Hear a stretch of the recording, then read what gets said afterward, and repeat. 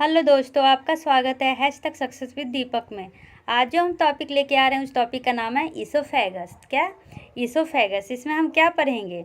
इसमें हम mainly anatomy, embryology पढ़ेंगे। किसका? ईसोफेगस का। ठीक है, तो जैसा कि पता है 4th वीक में क्या होता है, लंग बंद का अपीयर हो जाता है। क्या? लंग बंद।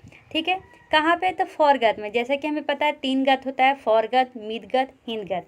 तो जो लंग बंद है ना, वो अपीयर हो जाता है फोरगत के वेंट्रल वाल में। ठीक है, जब फोरगत के वेंट्रल वाल में जब ये अपीयर हो जाता है तो वो एक दूसरे से सेपरेट रहता है। किसके द्वारा? तो ट्रैकियो इसियोफेगस के द्वारा। इसको कहते हैं ट्रैकियो इसियोफेगस। ठीक है, उससे वो सेपरेट रहता है। तो दो पार्ट में सेपरेट होता है। एक तो कहते हैं वेंट्रल पोजीशन, एक कहते हैं डॉर्सल पोजीशन। तो जो वेंट्रल पोजीशन है वो डिवाइड हो जाता है किसमें? रेस्पिरेटरी प्रीपोडियम में। और जो डॉर्सल पोजीशन है वो इसियोफेगस में। तभी तो हम कहते हैं कि जो फेगस है जो ट्रैकिया के पीछे पाया जाता है। स्टार्टिंग में ट्रैकिया बहुत छोटा होता है, फिर वो धीरे धीरे अपना लेंथ बढ़ाता है। ठीक है, तो जब वो लेंथ बढ़ाता है तो वहाँ पर सराउंडिंग में उसके क्या हो जाते हैं, स्प्लेक्निक मेजो फॉर्म का मस्कुलर कोट बन जाता है। ठीक है, तो जो 1/3 है वो कैसा होता है?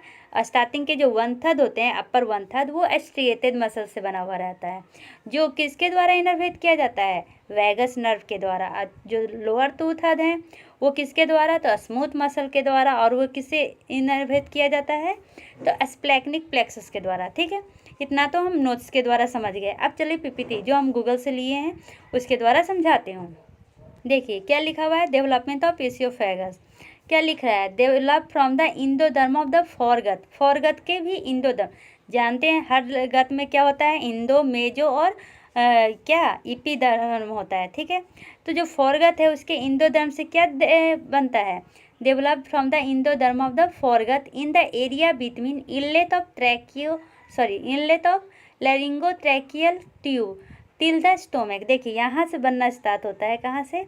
तो लैरिंगोट्रैकियल ट्यूब से बनना स्टार्ट होता है और कहाँ तक जाता है? स्टोमक तक जाता है। ठीक है, ये ट्यूब लाइक स्ट्रक्चर ही रहता है, इसमें कोई चेंजिंग नहीं होती है। ठीक है, और ये कहाँ से कहाँ तक होता है? तो ये ग्रोथ होता है नेक से लेके थोरैक्स तक। ठीक है, ये पिक्चर है जैसा कि मैंने बताया था। फोरगत ये बीच में कौन? ट्रैकियोसेफेगल सेप्टम से वो डिवाइड रहता है, फिर पीछे से इसियोफेगस और आगे से रेस्पिरेटरी प्रीपोडियम। ये तो आज समझ में आ गया होगा। ठीक है, फिर देखते हैं इसमें क्या क्या प्रॉब्लम होता है। ठीक है, तो क्या कह रहा है? Region of foregut just caudal to the lung.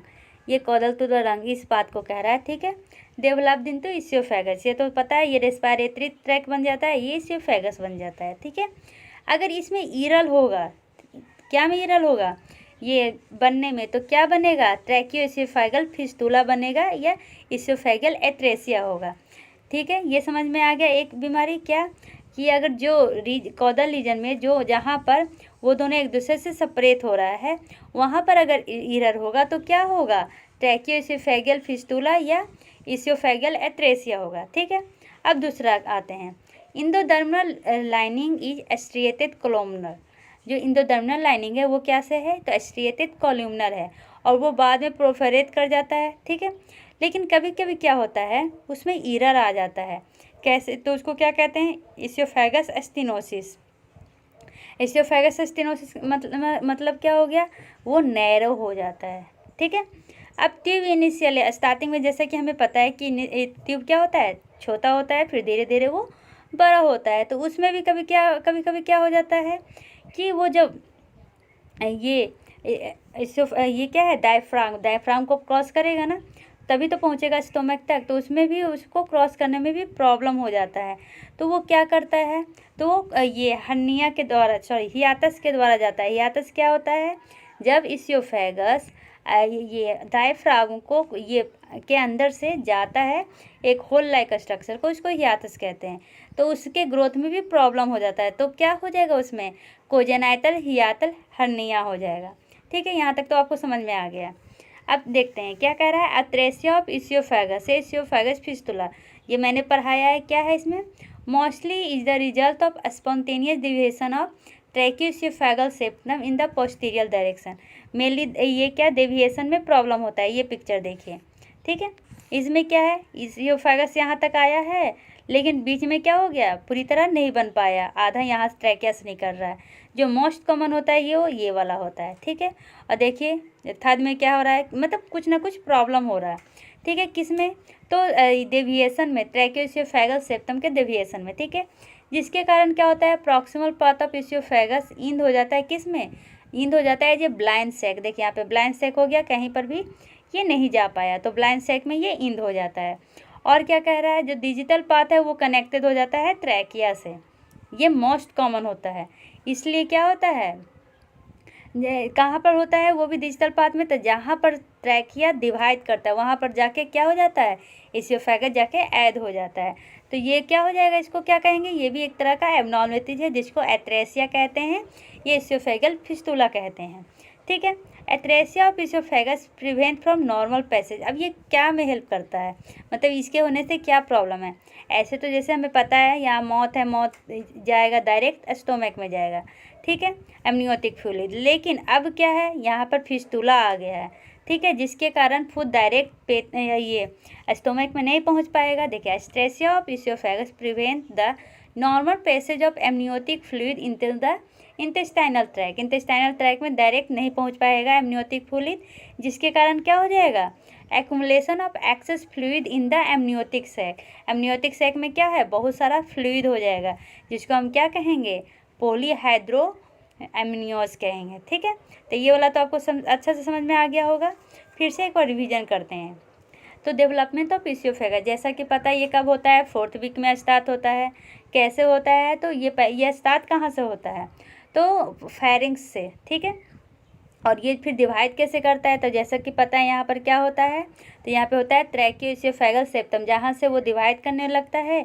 जो वेंट्रल पाथ है वो क्या बनाता है, रेस्पिरेटरी पीरियोडियम, और जो डोर्सल पाथ है वो क्या बनाता है, इसोफेगस। यहाँ तक तो आपको अच्छा से समझ में आ गया होगा, ठीक है। अब डेवलपमेंट ऑफ इसोफेगस, ये तो अब मैंने बता दिया है कि क्या है, ये लंगवत से ये लंगवत के फॉर्गस से ये क्या होता है, बनता है ट्रैकिया आगे वाला पाथ, और पीछे वाला पाथ क्या होता है, इसोफेगस होता है। स्मूथ मसल में क्या से डेराइव्ड होते हैं, जो आया था ना उसमें, स्मूथ मसल और एक स्ट्रिएटेड मसल। जो स्मूथ मसल है वो डेराइव होता है विसरल मेजोडर्म से, ठीक है। अब क्या कह रहा है, ये वाला भी मैंने पढ़ा दिया, इसको पढ़ाने की ज़रूरत नहीं है, ये भी पढ़ा दिया। अब आते हैं पीपीटी पे। जैसा कि हमें पता है इसोफेगस, ठीक है, इसोफेगस कहाँ से स्टार्ट होता है, तो फेरिंग्स से स्टार्ट होता है। तो फेरिंग्स में कहाँ से, तो C6 से, ठीक है। और इंद कहाँ पे होता है, स्टोमक में, मतलब T11 में। C6 से स्टार्ट होता है, इंद होता है T11 तक, ठीक है। इसका जो लेंथ होता है वो टोटल लेंथ कितना होता है, 27 सेंटीमीटर, 27 सेंटीमीटर लेंथ होता है, ठीक है। तो जैसा कि पता है ये कहाँ पे होता है, तो ये सर्विकल पोर्शन में होता है। तो इसको 3 पोर्शन में डिवाइड किया गया है। जो माउथ या सर्विकल के पार्ट में है, ठीक है, ब्रेन के सामने है, उसको कहते हैं सर्विकल पोर्शन। जो थोरैक्सिक में एंट्री हो गया और डायफ्राम तक है, उसको कहेंगे थोरैसिक पोर्शन। और जो स्टोमक रीजन में एंटर हो गया उसको कहेंगे एब्डोमिनल पोर्शन। तो 3 पोर्शन होता है। जो सर्विकल पोर्शन होता है वो 5 सेंटीमीटर का होता है, जो थोरैसिक होता है वो 20 सेंटीमीटर का होता है, और जो एब्डोमिनल होता है वो 2 सेंटीमीटर का होता है, ठीक है। तो टोटल कितने हो गए, 27 सेंटीमीटर के हमारा क्या होता है, इसोफेगस होता है। समझ में आ गया, 3 रीजन होता है। अब क्या कह रहा है, जो म्यूकोसल लाइनिंग है वो मेनली क्या होता है, मेनली जो म्यूकस अंदर वाला लाइनिंग है उसमें स्क्वामस एपिथेलियम होता है। लेकिन जब डिजिटल पार्ट में पहुंचते हैं तो वहाँ पर क्या हो जाता है, कोलुमनल एपिथेलियम स्टार्ट हो जाता है। जो मसल है वो 2 लेयर होते हैं, अंदर वाले को सर्कुलर कहते हैं और बाहर वाले को लॉन्गिट्यूडनल कहते हैं। पिक्चर गलत है थोड़ा, लेकिन समझ लीजिए कैसे है। सही इस पिक्चर को याद रखिएगा तो आपको याद करने में ईजी होगा कि अंदर लेयर कैसा होता है, सर्कुलर होता है, बाहर का लेयर क्या होता है, लॉन्गिट्यूडनल होता है, ठीक है। जैसा कि हमने ये स्टार्टिंग में बताया था, 1/3 क्या है, 1/3 है जो स्ट्रिएटेड मसल से बना होता है और 2/3 स्मूथ मसल से बना होता है, ठीक है। अब इसोफेगस कंस्ट्रिक्शन कहाँ कहाँ पे होता है, कंस्ट्रिक्शन कहने का क्या मतलब है, नैरो कहाँ कहाँ पे होता है, तो 4 एरिया में नैरो होता है, ठीक है। एक ऐसा एरिया हियातस, जैसा कि बताया था, जब ये डायफ्राम को पास करता है तो वहाँ पर इसको क्या होता है, थोड़ा नैरो होना पड़ता है, ठीक है। और दूसरा, पहला हो गया, ऊपर से बताती हूँ। सबसे पहले क्रिकोफेरिंजियल पे, कहाँ पर, तो यहाँ पे देखिए क्रिकोफेरिंजियल, यहाँ पर थोड़ा सा इसको नैरो होना पड़ता है, मतलब कंस्ट्रिक्शन होता है। दूसरा जहाँ पर एरोता मिलता है यहाँ पर इसको थोड़ा कंस्ट्रिक्शन होता है। तीसरा लेफ्ट ब्रोंकस के पास, यहाँ पर थोड़ा सा इसको कंस्ट्रिक्शन होना पड़ता है, ठीक है। और छठा होता है हियातस के पास।